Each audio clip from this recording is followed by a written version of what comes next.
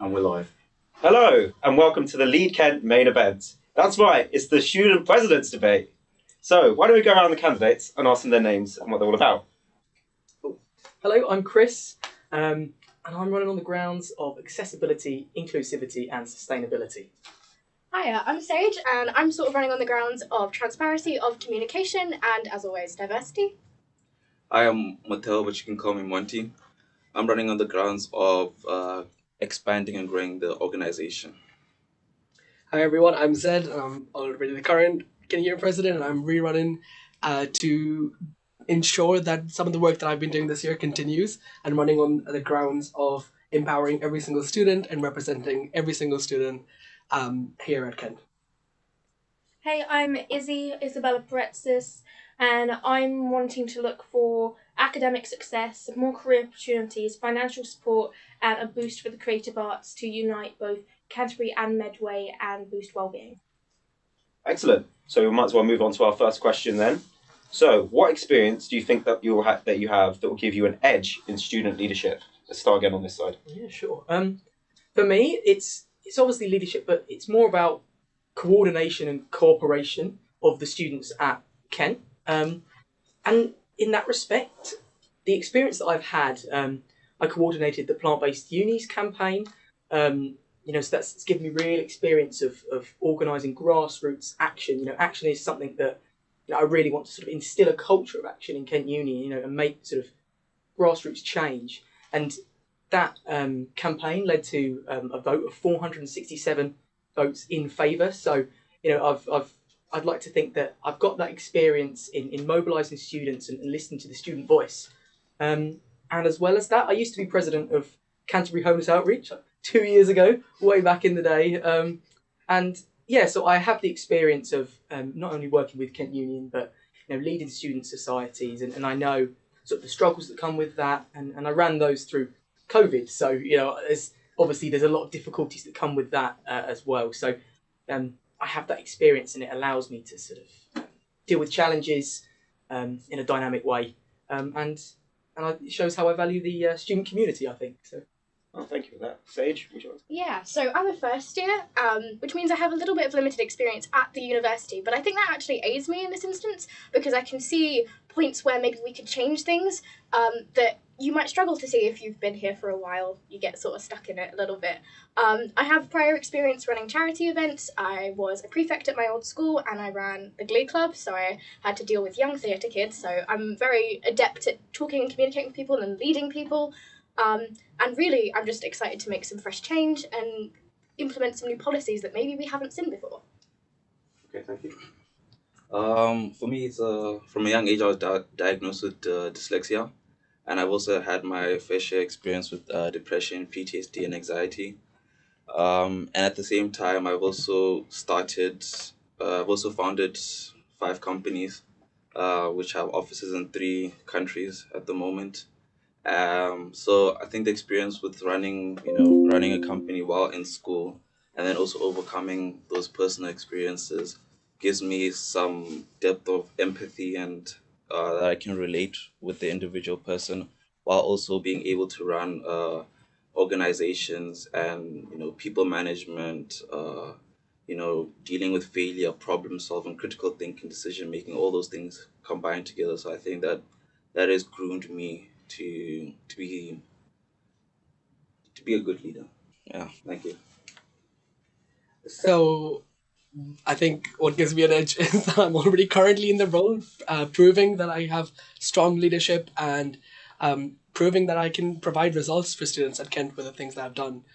Prior to obviously me coming into this role, I have been at Kent since 2018, and I was originally a Medway student, so I have that experience under my belt of representing an already very underrepresented group of students. I was the president of the Medway Business Society for 3 years. I was the vice president of the Respect to Know Community Action Group, and I was doing a lot in my last year before I came into this role, all the way from Parliament to working at the Library Cafe. Like, I was involved in all different facets of the student life here at Kent, and that gave me a really good idea of what students are going through, and it allowed me to run on the basis of what they wanted rather than my own personal kind of views of what Kent should be.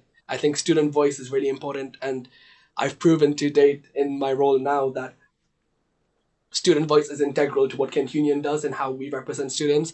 So bringing in the survey that we've done at Kent Union, and then really actioning things like tackling food insecurity with the stuff such as Brunch Club and £3 meal deal at Rutherford. Those are things that we have found that students wanted here on campus, and we provided that to them and replicated that in Medway as well to show that Medway deserves an equitable experience. So for me, I've had a varied work experience. I'm only 24, but I've done business internship with Corkscrew Thinking with partnership with Guinness in Dublin. I worked as editorial assistant on a travel magazine for 2 years. I've been hospitality and bar trainer for 4 years. Led my own human rights and animal rights society in my second year of my undergrad, whilst helping raise £300 for Canterbury homeless with various events.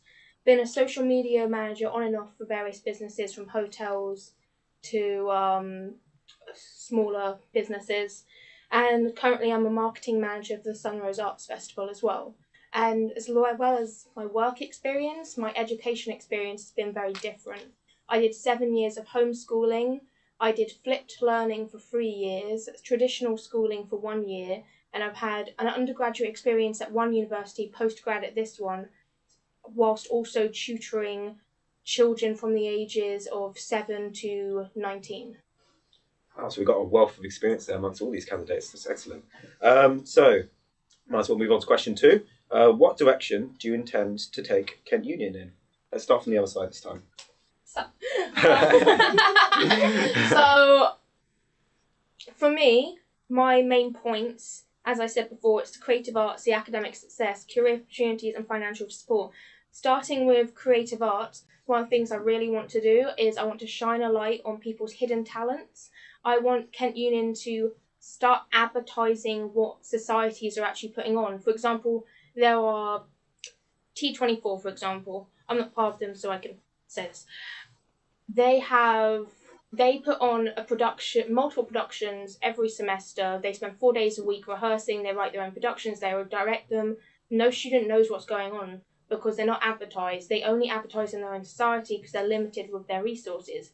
Kent Union should be respecting the amount of work they're putting in and advertising what they're doing, because it's not just theatre kids and creative arts kids who like the arts. It's consumers, people who go and watch movies, who listen to Spotify. Everyone is a consumer of the arts, so everyone should be allowed to enjoy the arts. So Kent Union really need to be pushing that. On top of that, I want to do a fully functioning creative arts festival run across both Canterbury and Medway, mini events throughout the year with a full festival at the end of the year to celebrate everyone's passions and bring everyone together and boost people's well-being. Moving on to academic success, I want to implement a textbook swap and that will link with my financial support. People pay way too much for textbooks. I've seen one on my course that's £300. I have to buy old editions which may not be relevant because I can't afford it. We need more support for our mental health, finance and personal. I know with my anxiety, I get scared asking for an extension because I just have this irrational fear that they're just going to tell me off and be like, well, actually, no, you should have tried better, because some people have actually had that happen to them. We need more lecturers supporting academic societies, whether we could implement it as, say, for example, one lecturer does 1 session a month. Say there's 4 sessions once a week, 1 lecturer a month. They're not going to, the amount of lecturers you have in a course, you're only going to be doing it like once 3 times a year. I feel like we're more than able to do it. We just need to ask them, because I'm sure there's a load of people who'd want to. And of course there needs to be so much better signposting, because there's a lot of academic support that I don't know about until the end of the year. A lot of people don't know about until the end of their degree. It's not that that's just another thing that just gets me annoyed. With career opportunities, I've noticed there's quite a few degrees actually that don't offer placements. When we're having a cost of living crisis and we're having a fully acknowledged lack of job security, lack of jobs when we go out of university, why aren't we supporting our students with more placements? And it's not even hard, because you can go to local businesses and ask for small internships. My old university did that, so I know that this university can do it, because it doesn't have to be a paid internship. It could just be 2 weeks, because the contact you get from a 2 week internship, it could last you for several years. I still have contacts from when I did my Dublin internship when I was 16. That was 8 years ago now, and we're still in contact every day. I would like to implement more local and national experience from placements, and not just placements, internships, workshops with areas in Kent area. So Canterbury, Medway, Ashford, and then moving on finally to financial support. I've said already about the textbook swap, which I think speaks for itself on how important it is in terms of finance and education, where a university and our own students cannot afford to buy books for their course. What is the point in being at university if you can't even afford to study?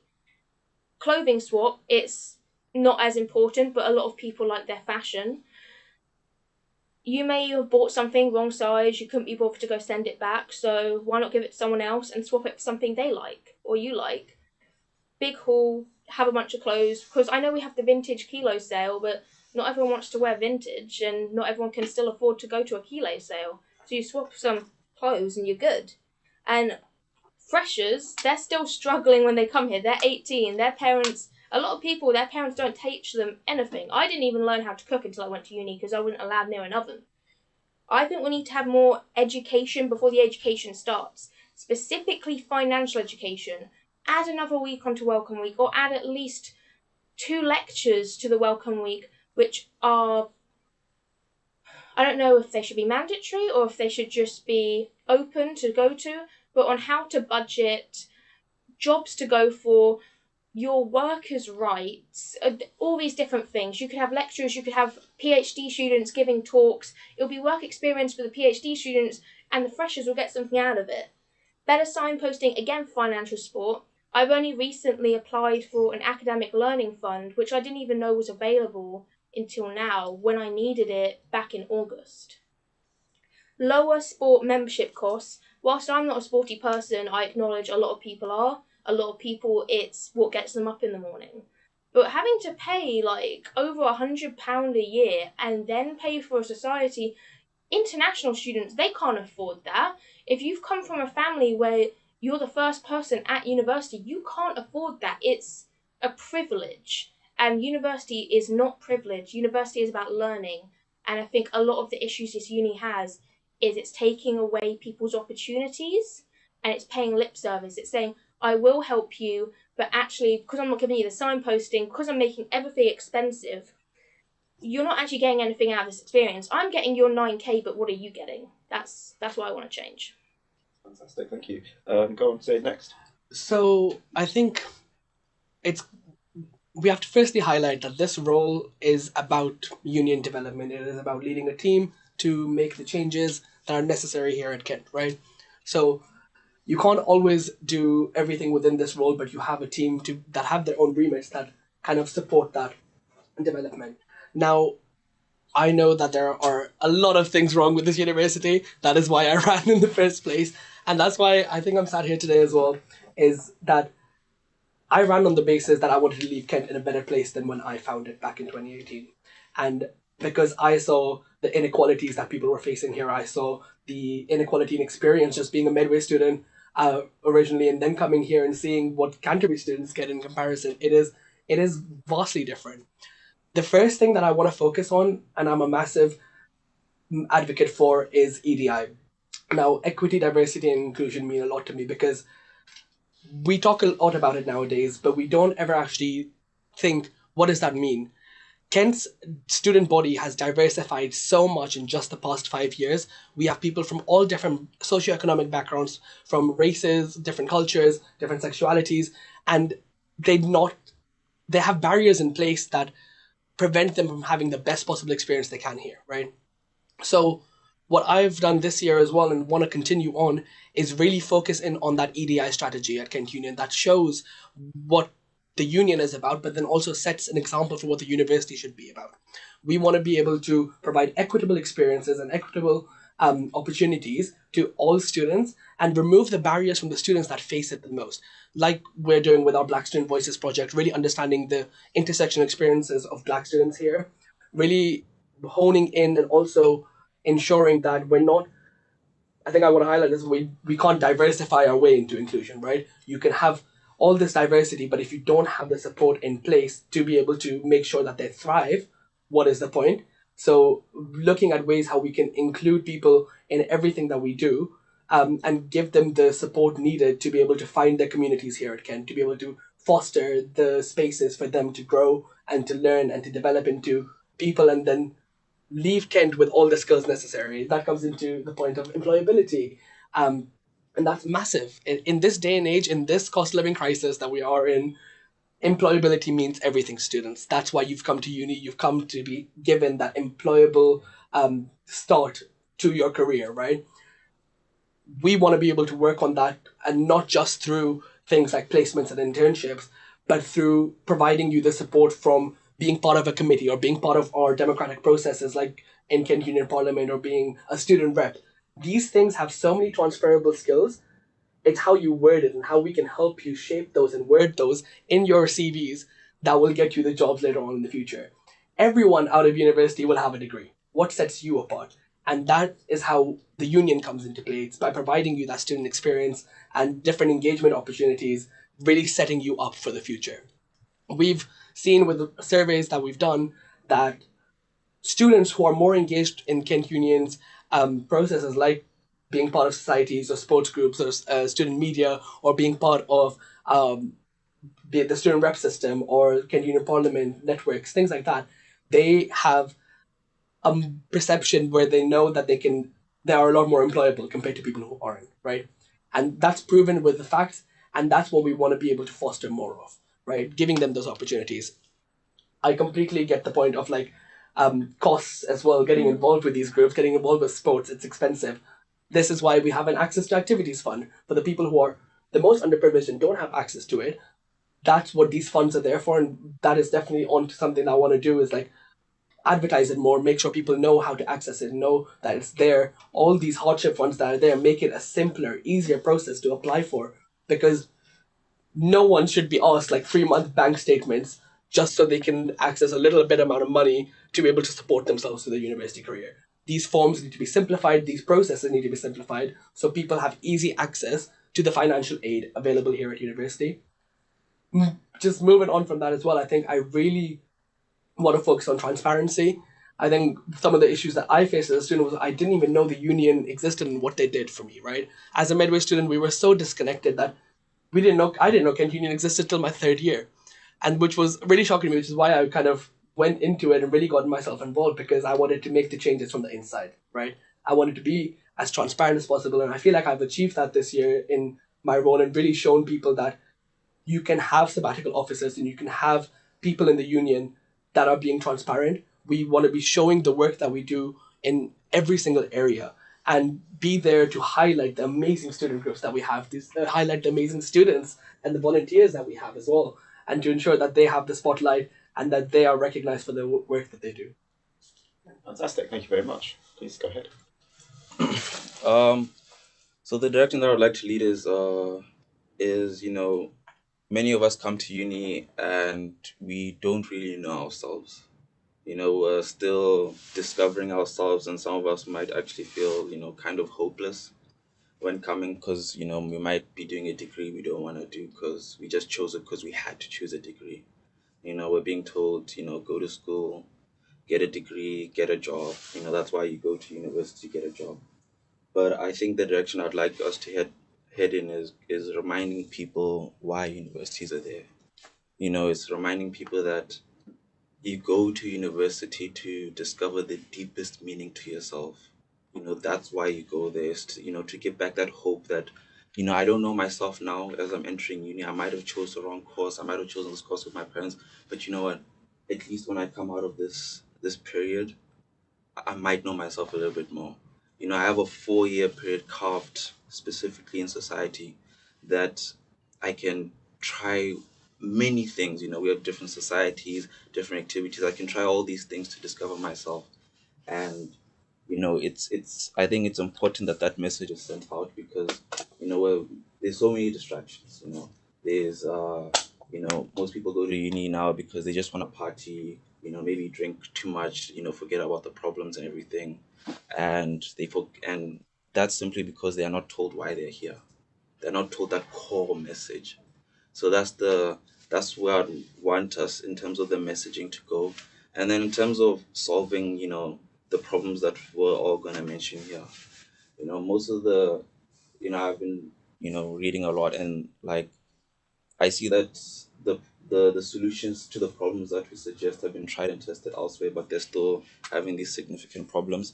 So, what we usually do at the offices, when you're stuck internally without coming up with a solution, you outsource it. So, at the psychological issues, you outsource it to a professional. Say, okay, we're going to bring you in, we need you to consult and give us some problem solving. How can we support students better from a union perspective? You bring out someone, a job expert, you bring them in. How can we train from internally, or have like training exercises on like building up students? Maybe what can we do? Can we offer virtual courses, training courses from within the union, subsidized, for students, like these type of solutions.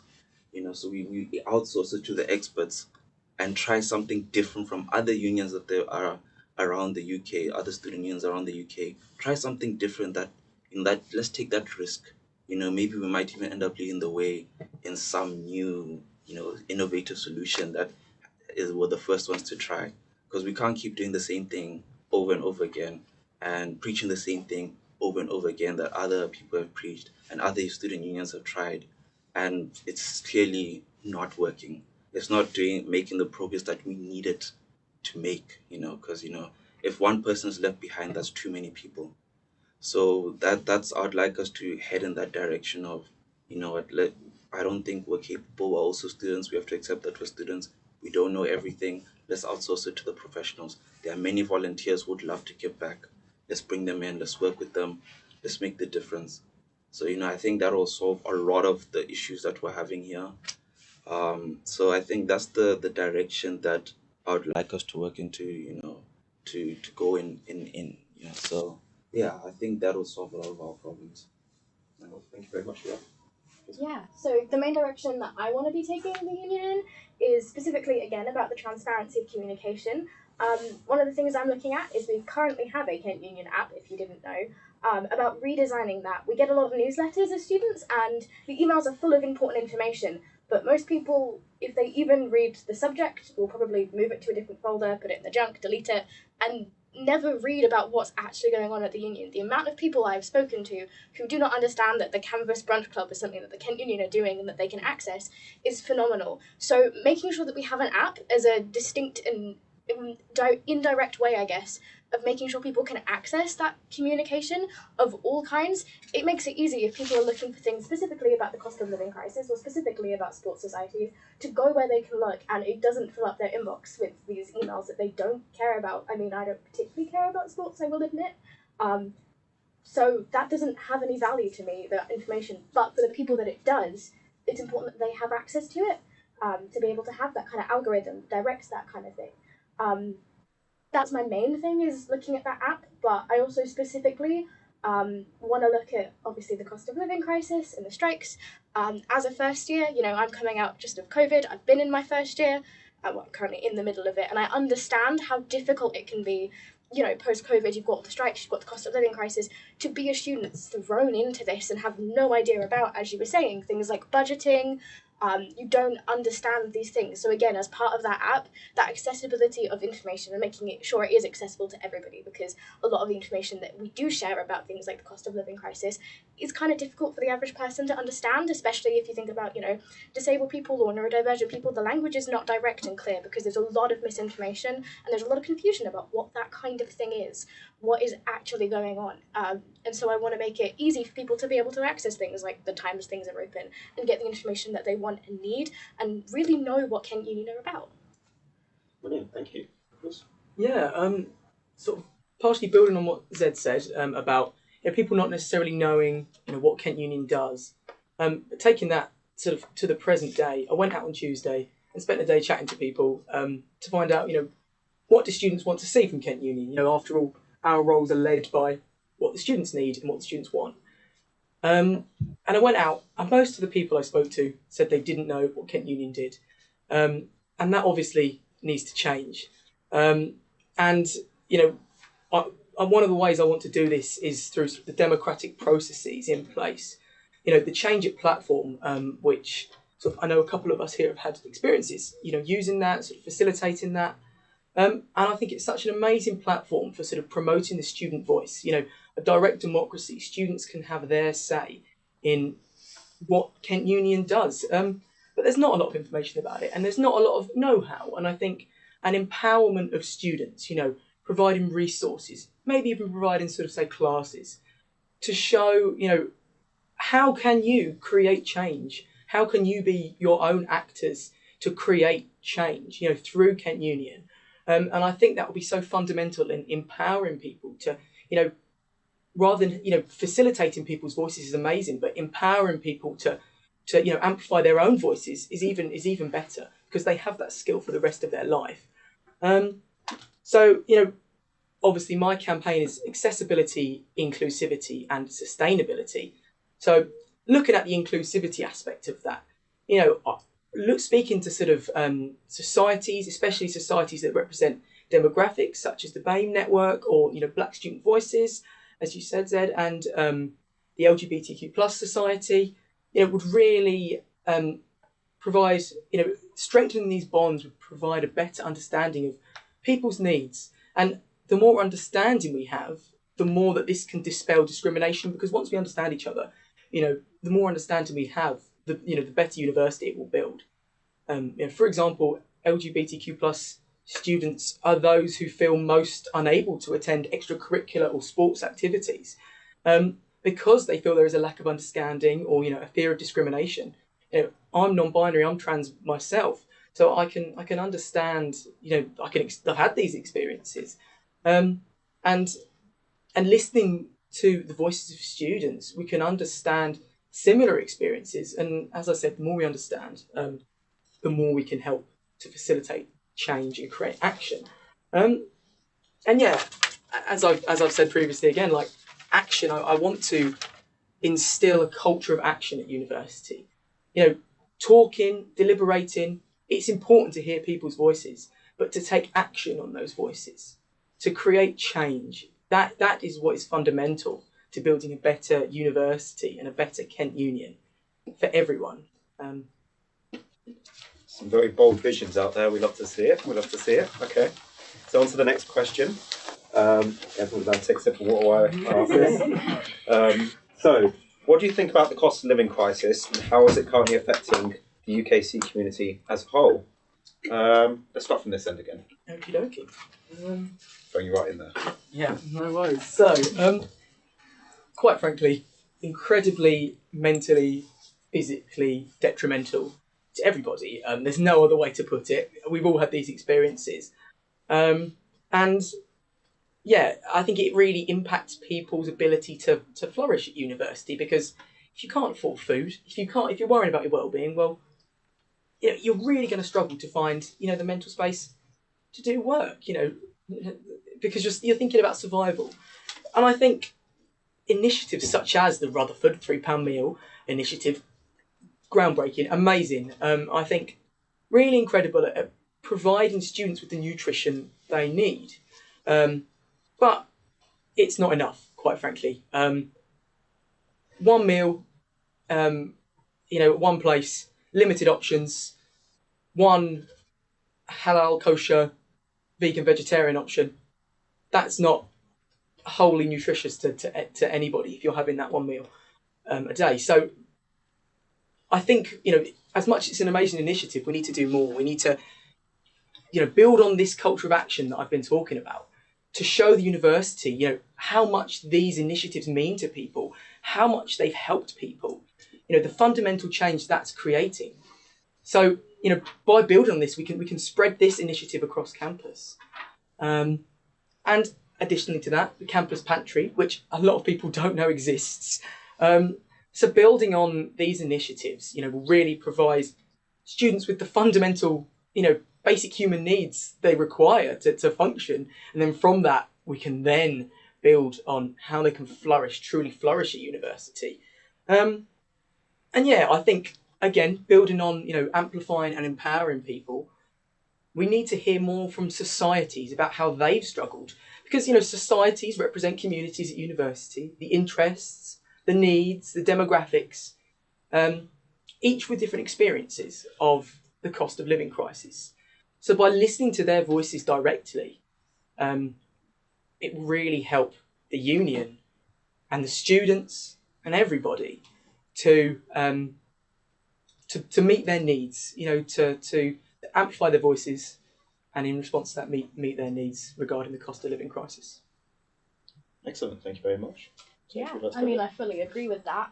But building upon that and going back to my idea of like accessibility of information, the app is something that I find really important. If you look at, for example, the cost of living crisis, obviously, talking about the Canvas Brunch Club, talking about Rutherford Dining Hall, and the stuff that's going on in Medway, a lot of people aren't aware that those things are happening, like you say.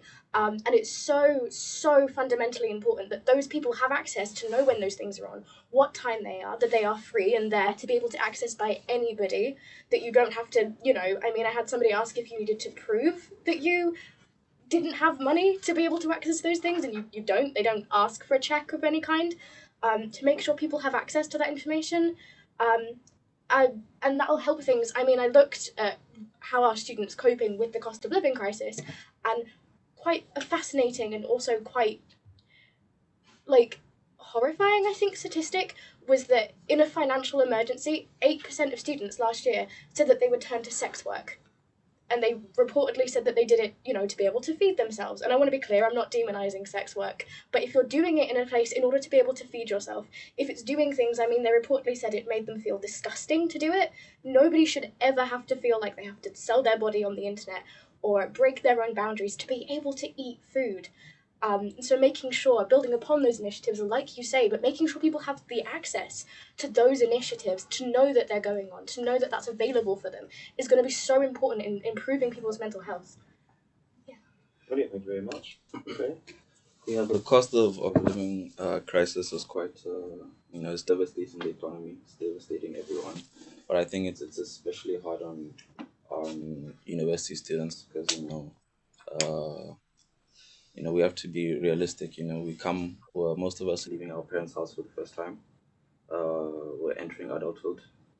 We're leaving the safety of our parents' home out into the world, and then we're hit by a cost of living crisis where we don't have budgeting skills. We're managing money for our own livelihood for the first time by ourselves. So I can imagine it's just, it's scary, it's high anxiety, it's uncertain times. So I think especially now, it's important that first of all their support on these things, because we're learning how to live, but we're learning how to live in such a different times than, let's say, 6 years ago, different times than pre-COVID basically. So I think support is key. I think support is very key. I think that also in terms of that, I think this is when ideas are supposed to be born. This is when problem solving skills are put to the test. This is when the union, I'm going to be very honest, I think the union is doing a good job with the pantry and the meals and everything, the Canva, I think they're doing a very good job, and working very hard at it. But I think it's a hard thing to solve because it's not just the student problem. It's the population in general problem. It's taking a larger proportion of our income than would like to. We've had to cut back on certain things that we usually do, but we have to cut back. So I think the key here is support each other through these trying times and find ways to cut costs. Have different, but we need to learn how to cut costs. So this is where we'd find a way to broadcast this education on cutting cost budgeting to students. This is, so I think support is key, and during these trying times, because it's quite a complicated quite a complicated problem to solve. But in terms of the work that they're doing now, I commend it. We gotta give credit where it's due, and credit is due here. So yeah, well done to the team. They're doing a good job. So yeah, I think let's just support each other during these times. Yeah, I think we'll get through it. Fantastic, thank you. Saeed? Thank you guys so much for your comments. I really appreciate my fellow candidates' comments on these. I think the cost of living crisis, as Monty said, it isn't just faced by one group, it's faced by every single person around the country, right? And we have done a lot to be able to tackle it because that's been a massive focus for myself, for my team, for the union as a whole. And I think it's really important to highlight that the work that we do here on the ground, like the Canvas Brunch Club, like our campus pantry, even the cost of living support page that I worked on the beginning of the year that has all the information in one place, not everyone will be aware of it because people are disengaged. People aren't looking for that information out there. And you can try your hardest to make a nice little TikTok, or you can, you like do whatever you can. You can send out like multiple emails. You can start putting flyers around the campus, but not everyone will be aware of it because just not everyone cares like that, right?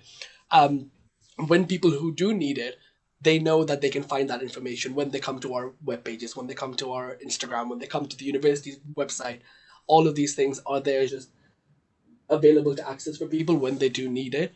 Now, I think with the cost of living crisis, whatever we do on the ground here is a drop in the ocean.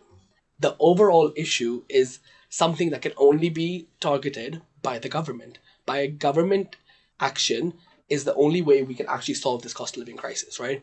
And that's why from the beginning, when I got into this role, I worked with a coalition of Southern unions to write an open letter directly to the Department of Education and the Minister for Education, Further Education. Now, this was really important because that one letter may not have changed everything, right? But it showed that there is a power behind this. Voices there that need to be heard, need to be listened to, and need the support needed. We then also had meetings with the new education secretary when obviously the government was in turmoil, still is. Not going to talk about that. Let's move on. Yeah. So I think it's really important to highlight that in this role itself, you have the power and the influence to be able to lobby on a national level, right? You have the power to also lobby on a local level with your local council and your MPs. And that's where the real difference is going to be made, is when you keep yelling, keep annoying them, emailing them, talking to them about the issues that students face. Because at the end of the day, the government doesn't care about students, and it's evident. It's very evident in their actions, in the way they view students, in the way they speak about students. But we have to make them listen as students, right? We have the power. We are the future generation. We are the people that will lead this country one day. It's how we speak up about it, right? And when it comes to that, I think it's really important to also highlight that when you have the political power behind you as a union, you need to work with other unions. You need to work on a national level to be able to then target these conversations. Like, because of the kind of influence applied in the meetings that we've had, the government did announce extra funding for students that came in. So it was about, I think, £15 million extra funding. Kent got a new a large amount from the Office for Students, and we now have a new cost of living hardship fund, right? That is able to be accessed by students when they need it. It's a really easy form to fill out, and that's something that we've been involved with, and it's just been launched in the last 2 days. So that's something that came from the power that we applied, the pressure that we applied. So really proud of the things there. And with using that power also comes using data. The cost of living survey got over 900 responses from students, which gave a very clear view of what students at Kent are feeling like, right? When it comes to the cost of living crisis. No one will listen to just your word.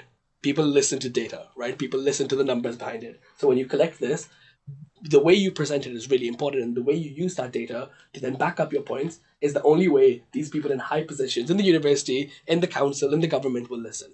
So that's something that we really need to look at as a union, as a university. As everyone said, the cost of living crisis has affected pretty much everyone.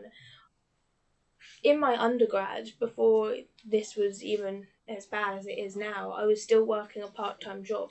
I'm still working a part-time job now, but it's even worse how much I have to work to keep up with how much cost of living is going up.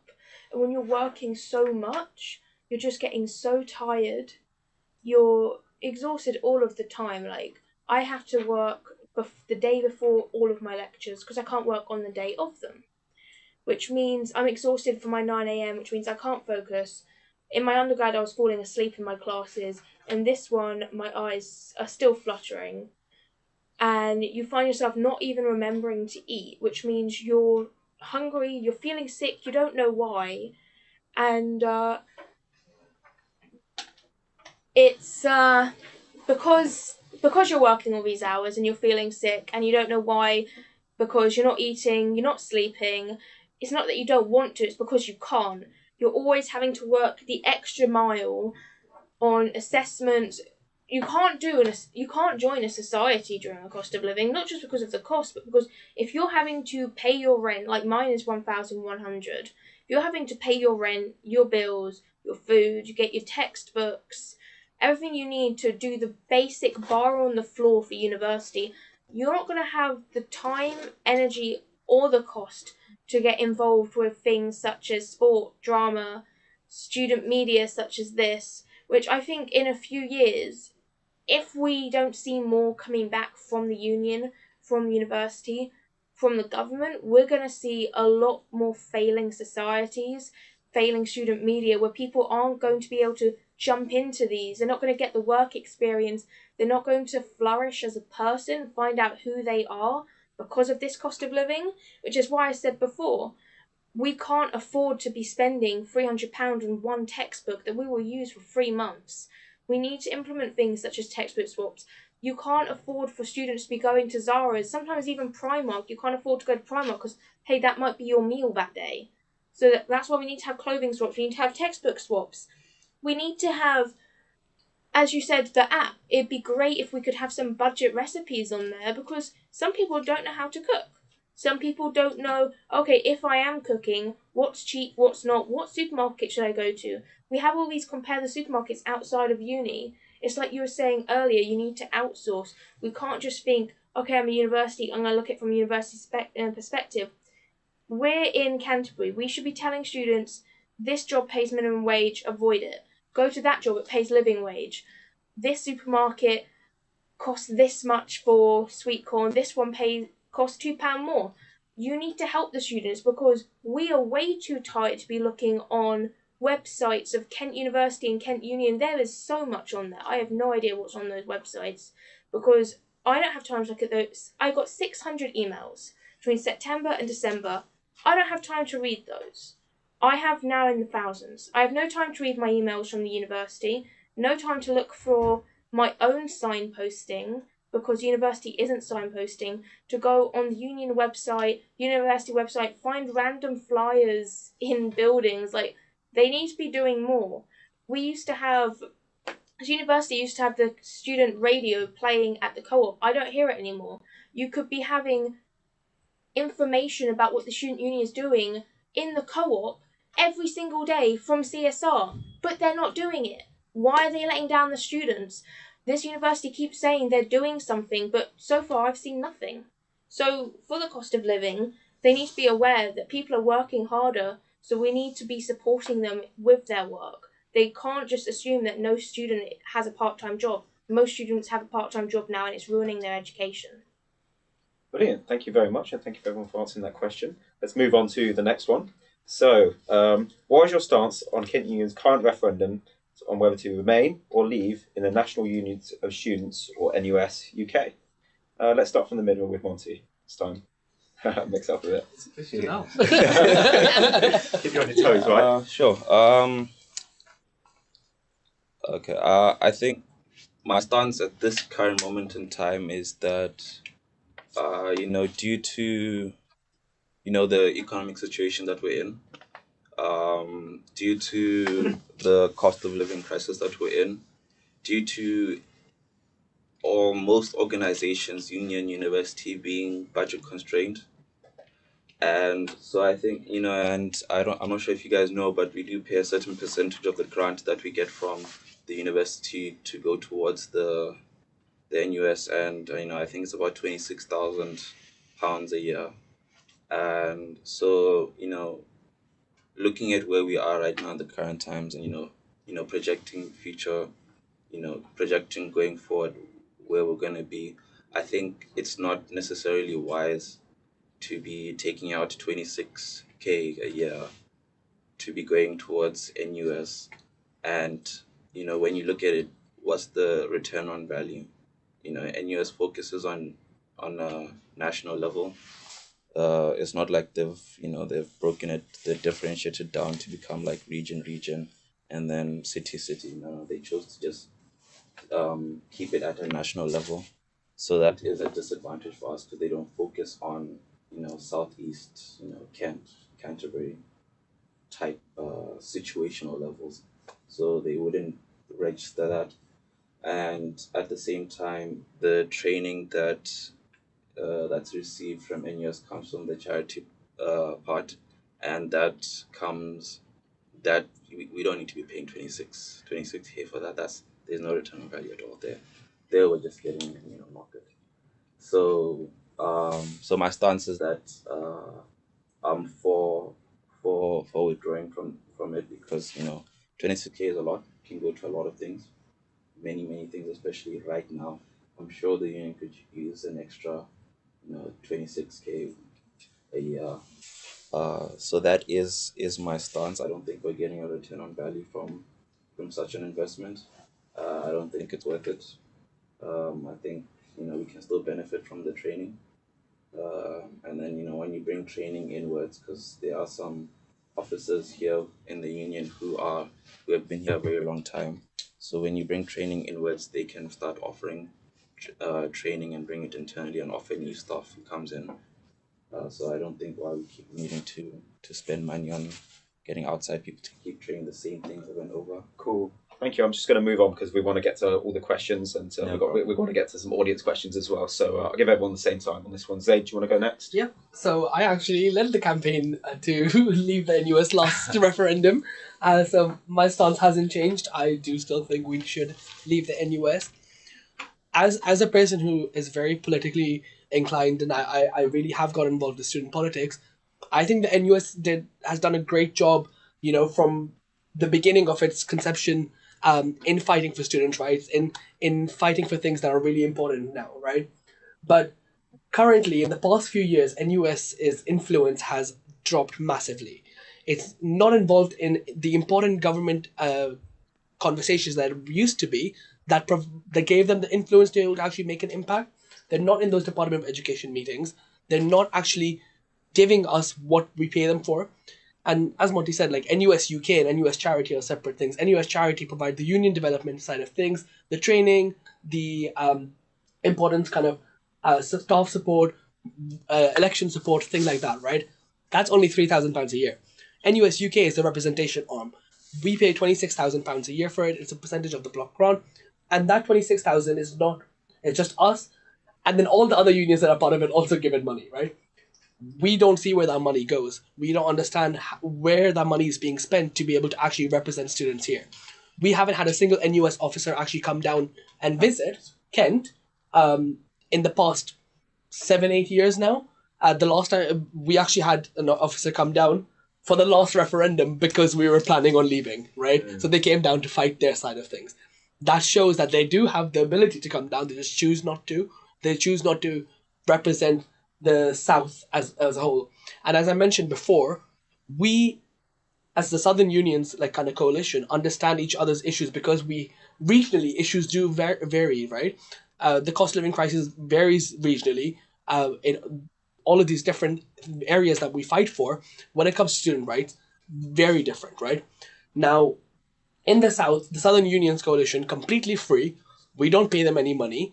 But we have this collaboration where we can get together and actually lobby on a national level.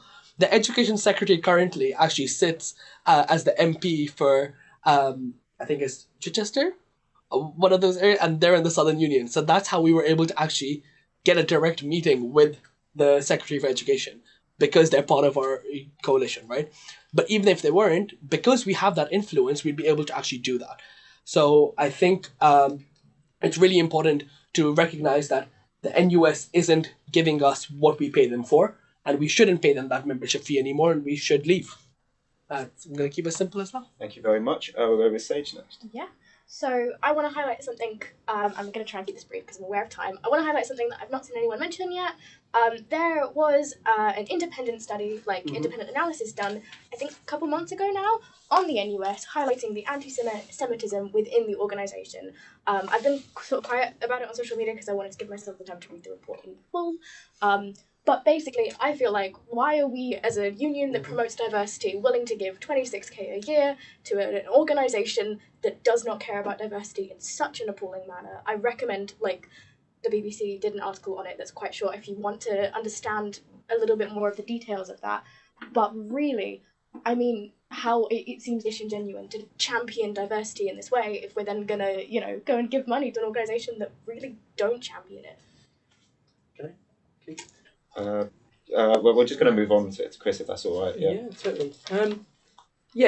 I think, firstly, totally, I think it's disgusting, quite frankly, that any organisation allows, anti-Semitism or discrimination of any kind. And I haven't read that particular report, but I think I've read information from Kent Union website, looked into that a little bit, about especially that particular individual who sort of promoted some of those views. And I think that is disgusting.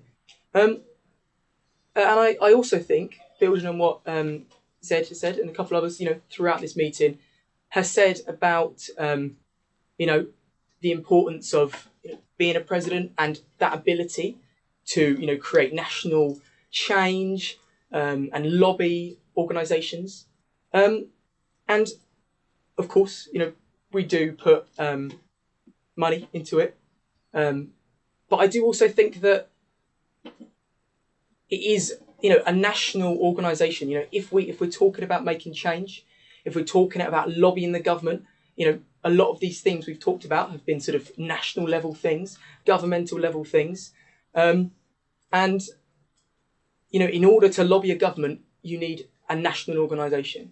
For example, the NUS got 75 universities, including the University of Kent, to end the use of non-disclosure agreements, which would silence victims of sexual violence.